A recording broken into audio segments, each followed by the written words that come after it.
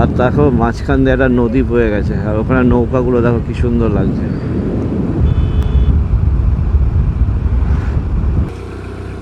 এই দেখো ডান দিকে দেখো বোর্ডে দেখাচ্ছে শঙ্করপুর 1.7 কিলোমিটার, তাজপুর 7 কিলোমিটার।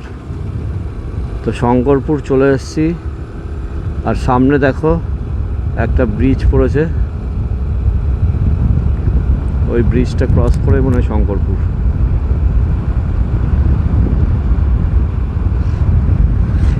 এই দেখো ব্রিজটা দেখো, এটা শঙ্করপুর ব্রিজ মনে হয়।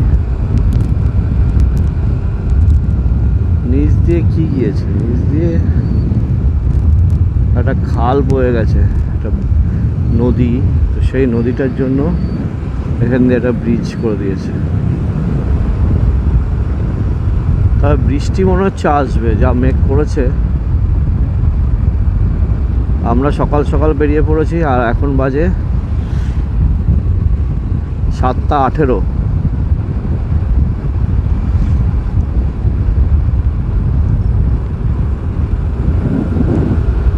আমরা সকাল সকাল পুরো দীঘার সাইড সিনগুলো করে নিতে চাইছি, নাহলে কালকে একবার সমুদ্রে স্নান করতে পারিনি। আজকে গিয়ে সমুদ্রে স্নান করতে হবে, সকাল 10টার মধ্যে যাব, গিয়ে নামবো, নাহলে আবার কখন জোয়ার চলে আসবে, বলবে নামতে দেবে না। তার জন্যই আগে আগে গিয়ে স্নানটা করে নিতে হবে।